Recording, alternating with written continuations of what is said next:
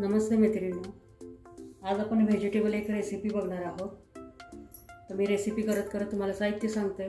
कढई तापत ठेवलेली आहे। रेसिपीला आता सुरुवात करूया। तेल घालून घेऊया कढईमध्ये। 3 चमचे मी तेल घातलेलं आहे। तेल तापलं की आपल्याला त्यात मोहरी टाकायची आहे। जिरं घालून घ्यायचं आहे हातावर ठेवून। हिंग, बारीक कापून घेतलेला कांदा आहे। आता टोमॅटो घालून घेऊया। आता भाज्या घालून घेऊया।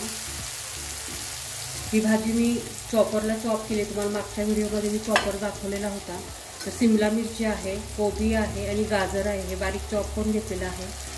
इथं हिरवे वाटाणे घेतलेले आहेत। इथं लसूण, आलं आणि कोथिंबीर चॉप करून घेतलेले आहे आणि पनीरचे बारीक तुकडे करून घेतलेले आहेत सुरीने। तर लसूण, आलं आणि कोथिंबीर हे घालून घेऊया। तर आपण व्हेजिटेबल खिमा करतोय।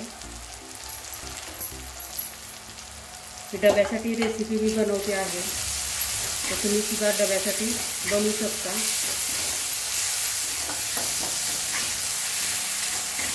एखादा मिनिट आपण परतून घेऊया।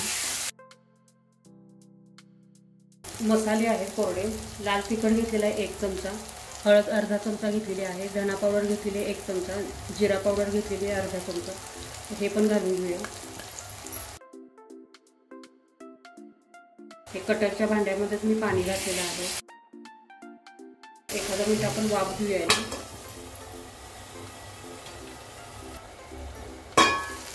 तर या भाज्या सगळ्या घालून घेऊया।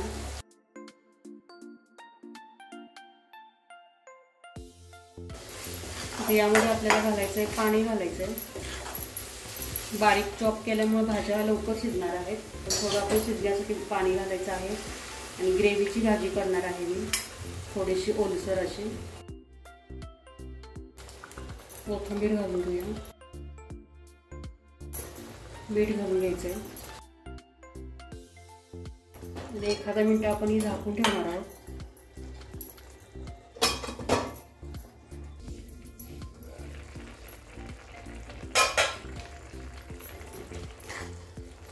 तर यामध्ये आपण पनीर घालून घेणार आहोत।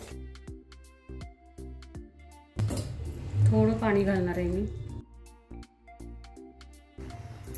तर यामध्ये घालायचं आहे किचन किंग मसाला। भाजी आपली झालेली आहे, गॅस बंद करूया। तर डब्यामध्ये आपण भरून घ्यायची भाजी। तर यावर घालायची कोथिंबीर। अशा प्रकारे आपली रेसिपी झालेली आहे। रेसिपी कशी वाटली कमेंटमध्ये सांगा। लाईक करा, शेअर करा, नवीन असेल चॅनलला सबस्क्राईब करा। शेजारीच बेल आहे तिथे ऑल बटन प्रेस करायला विसरू नका। रेसिपी बघितल्याबद्दल धन्यवाद।